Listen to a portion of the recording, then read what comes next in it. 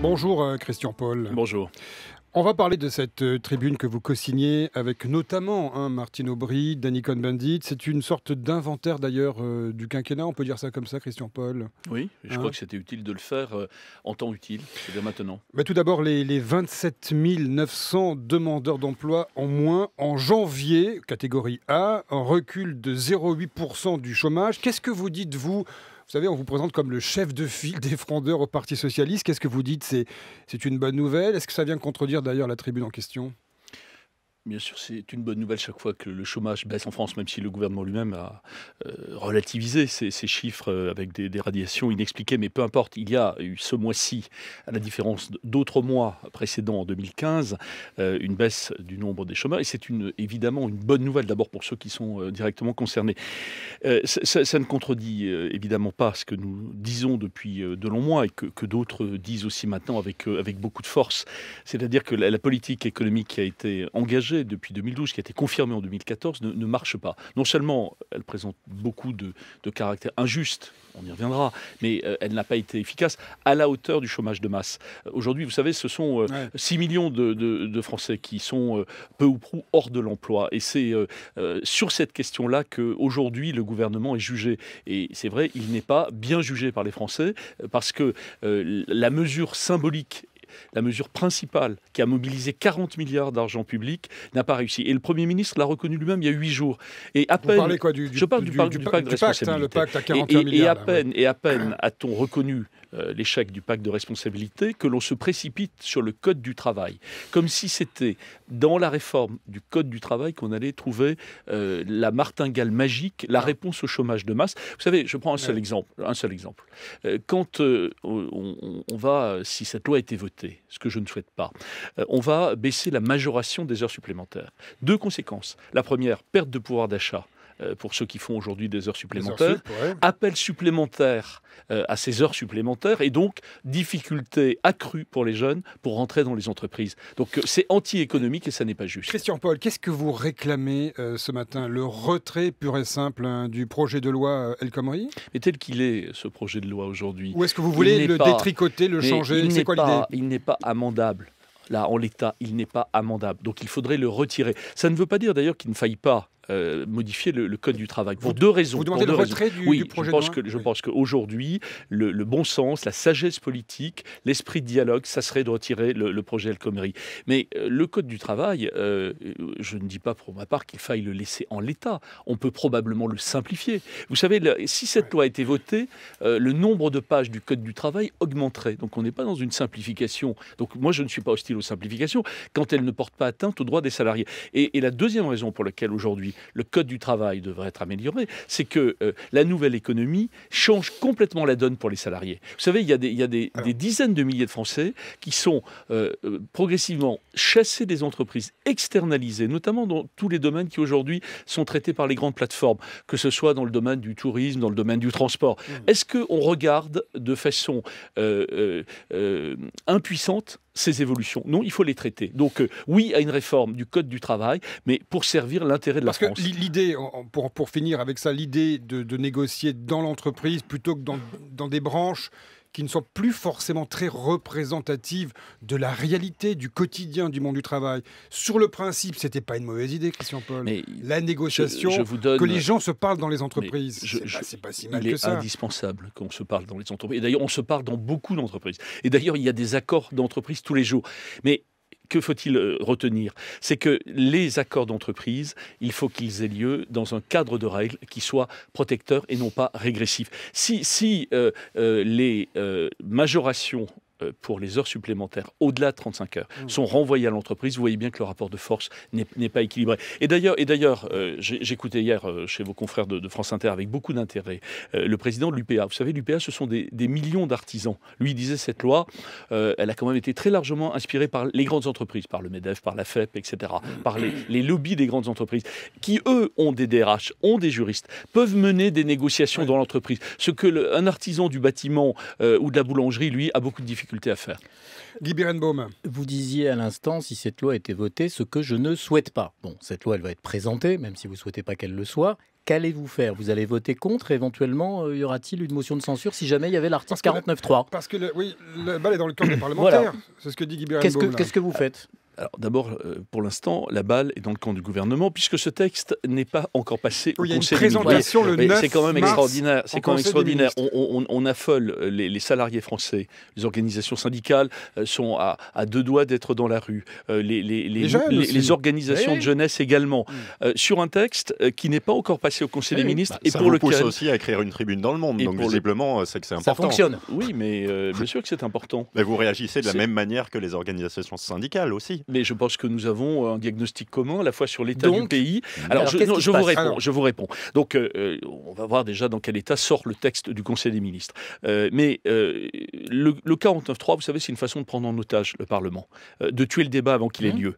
Donc, le débat, si le texte arrive au Parlement, il est évident qu'il faut que le débat ait lieu. Moi, je suis contre le recours au 49.3. Je pense même qu'il faudrait le supprimer de la Constitution, s'il est utilisé par le gouvernement. Et je vous réponds, la question de la motion de censure, c'est vrai, pour la première fois, pour nous, se posera.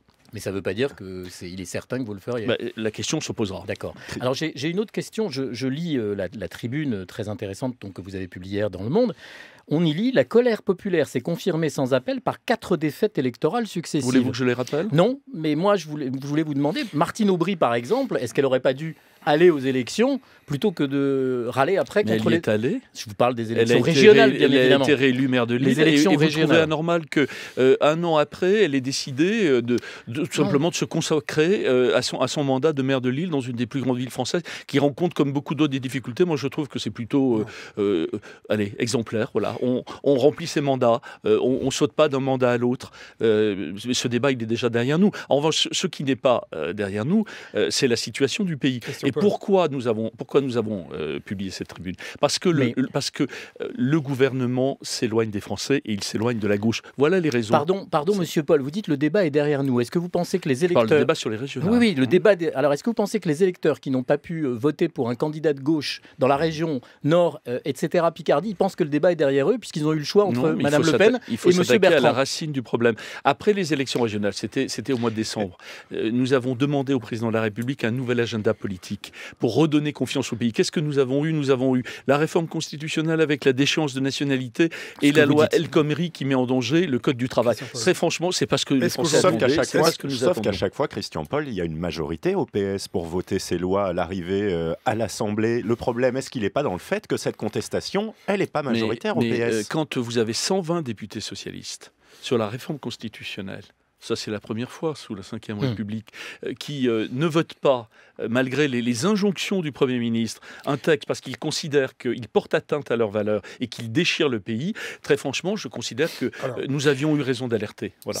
Est-ce qu'aujourd'hui, pour continuer la réflexion et le questionnement là-dessus, est-ce qu'aujourd'hui, de votre avis, François Hollande et son Premier ministre Manuel Valls, l'exécutif est-il aujourd'hui représentatif de la gauche moderne, celle qui a porté François Hollande en 2012 à la présidence de la République en France?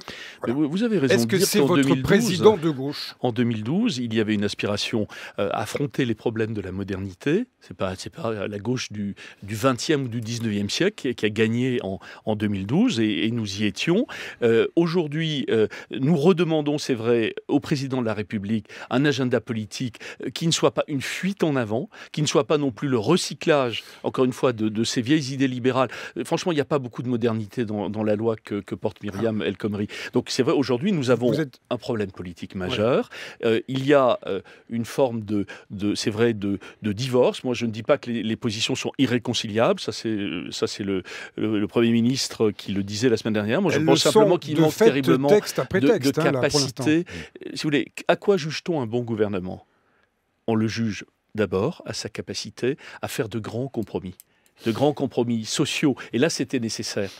On ne peut pas réformer le Code du travail contre l'ensemble du monde syndical. Alors, sans aller très loin dans la réflexion, sans faire de politique fiction, ce matin, Manuel Valls tient à son texte. Si d'aventure le texte était voté avec des voix de l'opposition, de la droite, selon vous, il y aurait un vrai divorce avec l'exécutif, avec François Hollande et Manuel Valls, de la part d'une partie de la gauche, d'une grande partie de la gauche? Je crains que le principal divorce, il ait lieu entre le gouvernement, s'il persiste, à porter un projet qui est non seulement impopulaire, mais dont je pense qu'il est anti-économique. Oui, il y aura un vrai divorce entre le gouvernement et les Français.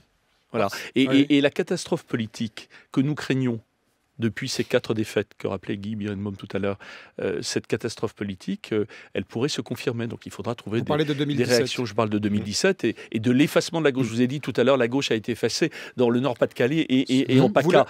Moi, je crains qu'elle soit aussi effacée au deuxième tour de l'élection présidentielle. Si le divorce s'accentue, si nous n'avons pas des propositions qui permettent de redresser le cap. Voilà, c'est ça aujourd'hui. Vous, Christian Paul, en tant que parlementaire socialiste, vous la sentez, cette compétition entre M. François Hollande et M. Manuel Valls à la tête du pouvoir, parce que 2017 arrive aujourd'hui, parce qu'il faudra faire à un moment donné rapidement des choix. Je ne cherche pas à utiliser une brèche entre le Premier ministre et le Président de la République. Je pense qu'il y a une unité de conduite et de choix. Ils ont des tempéraments différents. Je ne sais pas si François Hollande pourra ou souhaitera être candidat en 2017. Je ne sais pas si Manuel Valls veut incarner une forme de relève. Ce que je sais, c'est qu'il doit y avoir cette année, en 2016, des primaires de la gauche pour sélectionner le meilleur ou la meilleure candidat. Vous souhaitez qu'il y ait des primaires à gauche, hein? Oui, mais je pense que c'est aujourd'hui un point de vue qui est en train d'être celui du Parti socialiste. Jean-Luc Mélenchon. Pardon. Il ne faut pas donner à Jean-Luc Mélenchon un droit de veto sur la primaire. Ça serait d'ailleurs incompréhensible. Et donc, mais par contre, il a un droit de présentation et il s'en est servi pour l'instant. Et s'il souhaite rejoindre cette démarche de primaire, j'applaudirais. Mais aujourd'hui, la question est très simple. Il y a au sein de la gauche une grande diversité de points de vue. Est-ce que c'est la guerre des gauches, comme je le lis parfois? Pardonnez-moi, je pense que c'est une mise en spectacle de ce débat qui est nécessaire. Vous connaissez beaucoup de démocraties où même la majorité est enfermée, est enquistée dans une pensée unique. Il n'y a pas une seule politique possible. Il y a des bonnes solutions portées par la gauche. Je crois qu'elles ont été un peu remisées depuis 2012. C'est bien d'ailleurs le problème. Si la loi passe en l'état, elle valide donc ce qu'est aujourd'hui l'exécutif, du moins l'approche que l'exécutif a aujourd'hui de la politique en France. Si la loi passe avec des voix de droite massivement, je considère que là encore, le gouvernement s'éloigne de la gauche. Emmanuel Valls doit rester à Matignon dans ce cas-là? Pour vous, à vos yeux? Dans le cas où cette loi n'est pas votée, écoutez, il en tirera les conséquences politiques. C'est pas moi qui vais l'encourager à tout prix à rester à Matignon.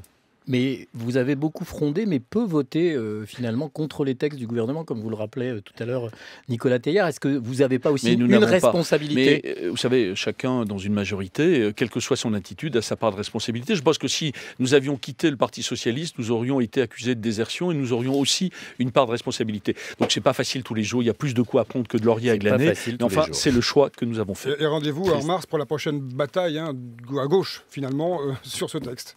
C'est ça l'idée. On se donne rendez-vous souvent ces derniers temps. Christian Paul. Oui, mais les Français regardent tout cela avec consternation et je pense qu'il faut trouver des solutions très vite. Voilà. Christian Paul, député de la Nièvre et invité de France Info ce matin. Merci.